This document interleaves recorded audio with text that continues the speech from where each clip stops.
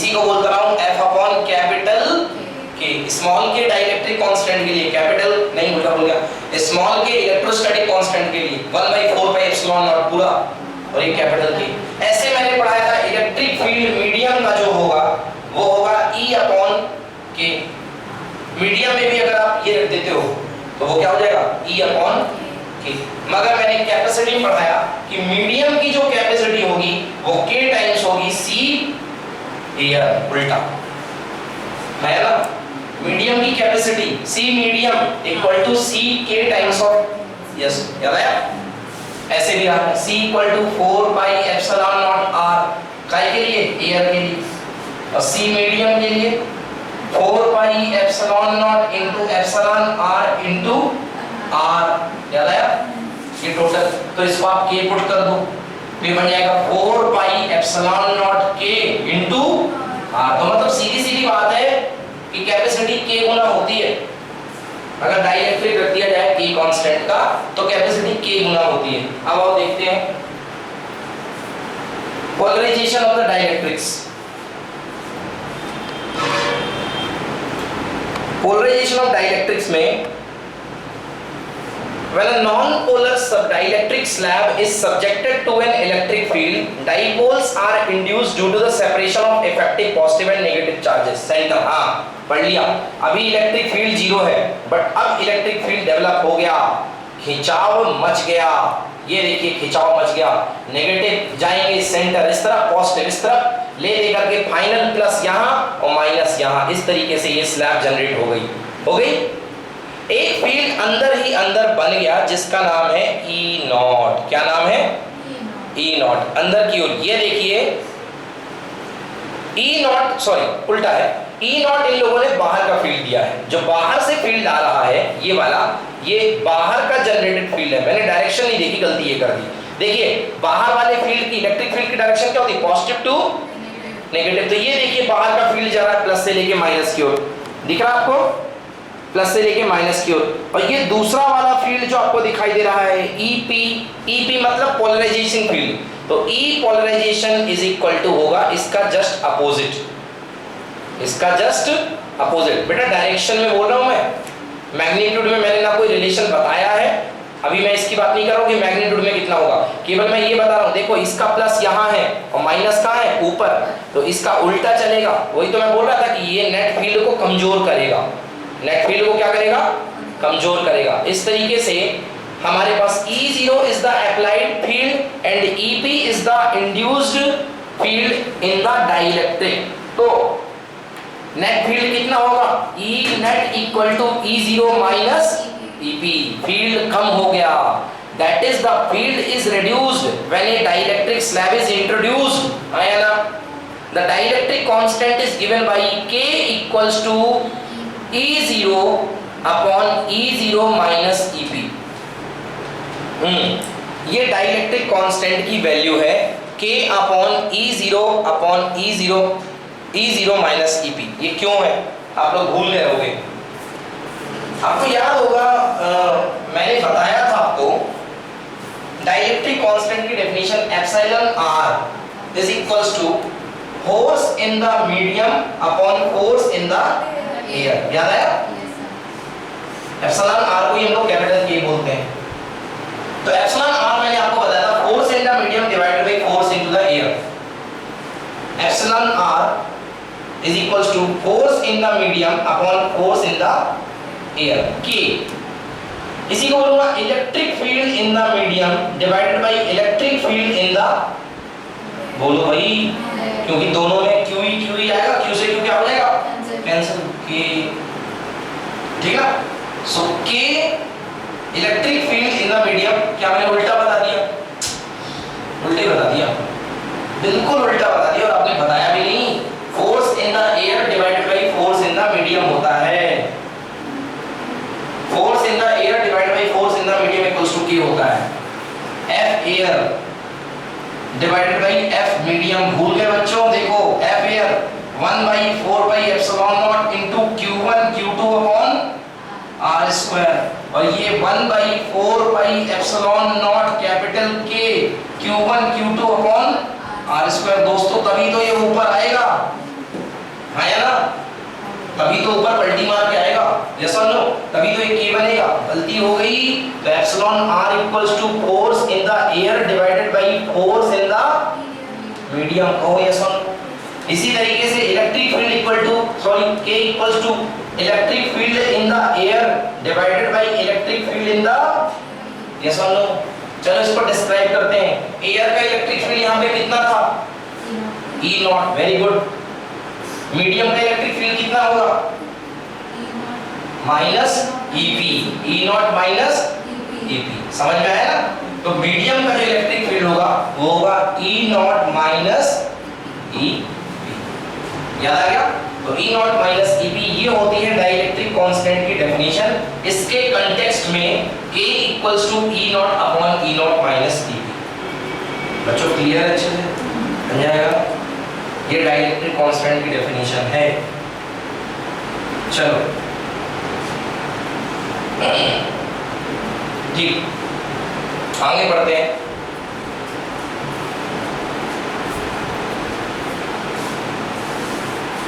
Yes, polarization vector.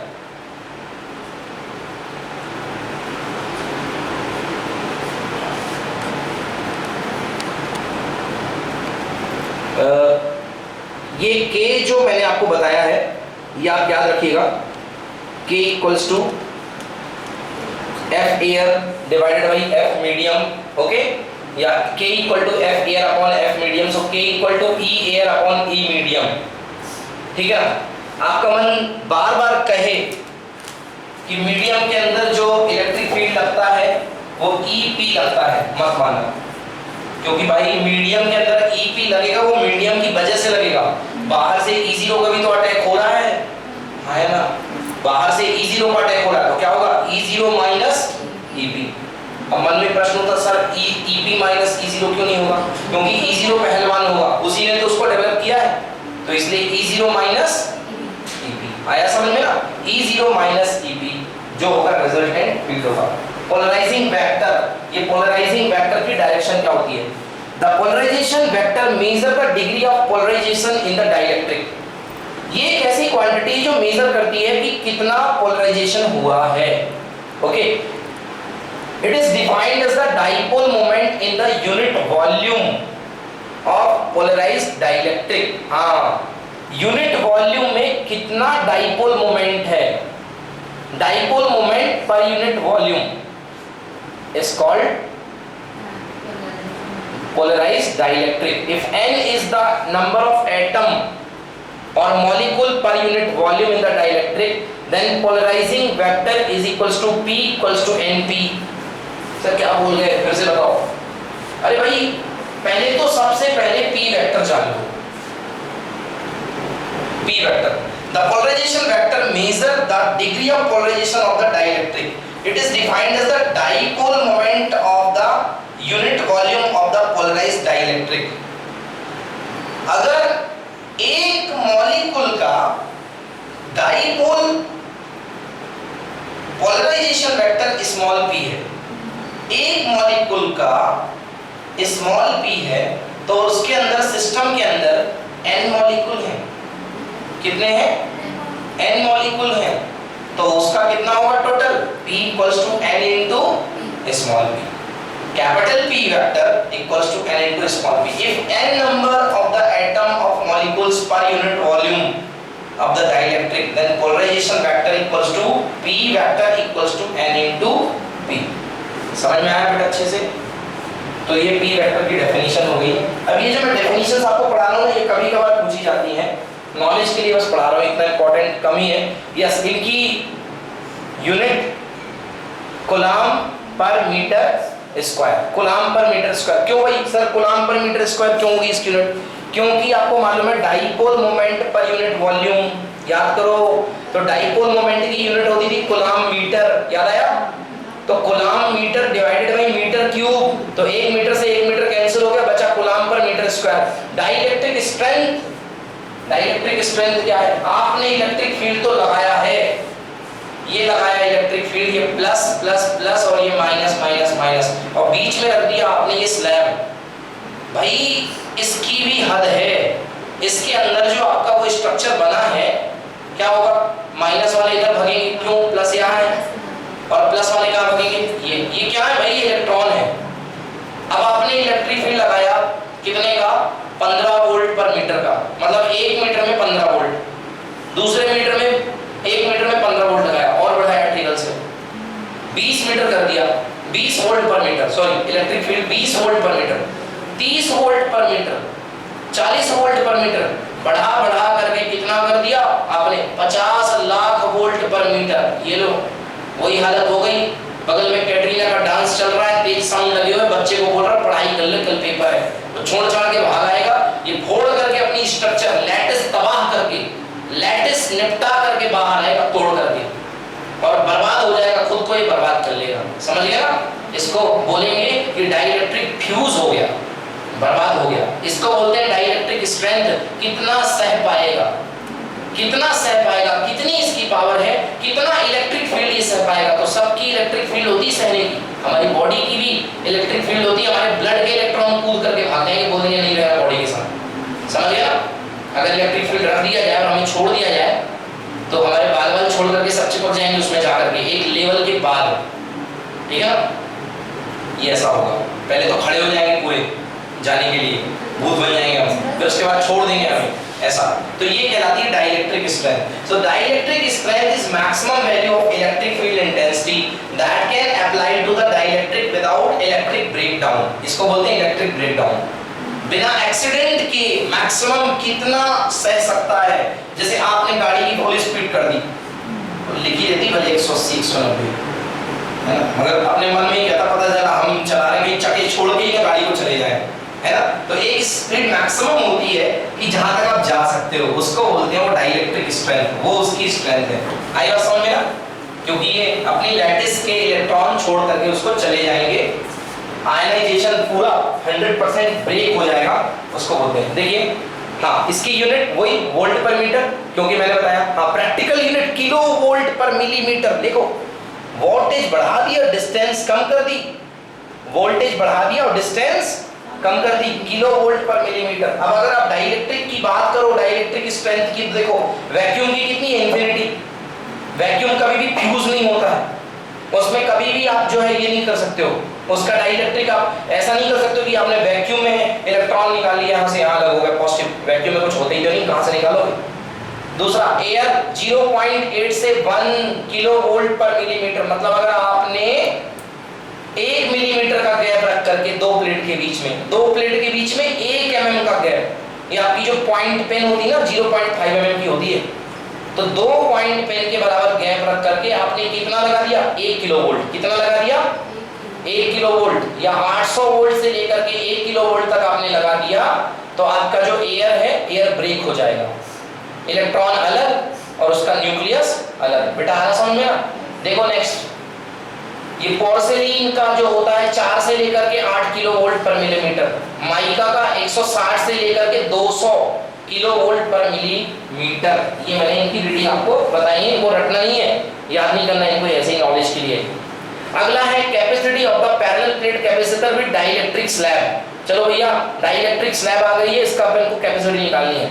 सबसे पहले without dielectric slab की कितनी थी, E0, ये रख दी डाइलेक्ट्रिक स्लैब की। डाइलेक्ट्रिक स्लैब की थिकनेस का बड़ा मूल्य होता है, बड़ा इंपॉर्टेंस होता है कि थिकनेस कितनी है।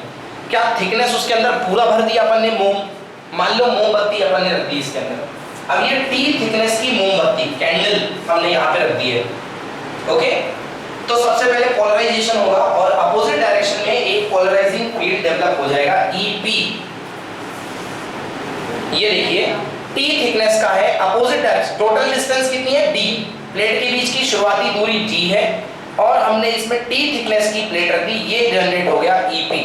तो नेट फील्ड क्या होगा डाइलेक्ट्रिक के अंदर, E0 माइनस EP। बच्चों थोड़ी देर पहले आपने ही बताया था कि सर नेट फील्ड जो होगा वो होगा ज्यादा माइनस कम, ज्यादा वाला कौन सा है E0, कम वाला EP, है ना।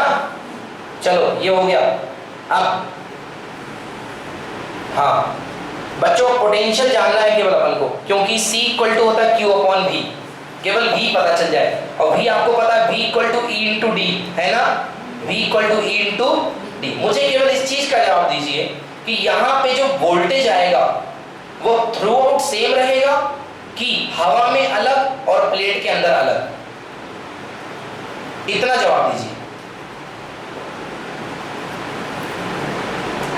अलग अलग, क्योंकि हवा का इलेक्ट्रिक फील्ड अलग है और इसका फील्ड अलग है। इसका है E0 माइनस EP, है ना, और हवा का है E0। तो फॉर्मूला होता है V equal to E into distance, E into distance. तो हवा में E0 लग रहा है कितनी दूरी तक?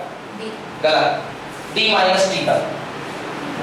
हाँ, T की थिकनेस की बैठी हुई है, तो हवा में लग रहा है E0 कितने तक? D माइनस T तक। तो फॉर्मूला होगा V air equal to E0 into D minus T। But इसका पोलराइजिंग फील्ड होगा E न्यूट्रल, E इसका जो होगा अंदर वाले का होगा E न्यूट्रल इंटू T।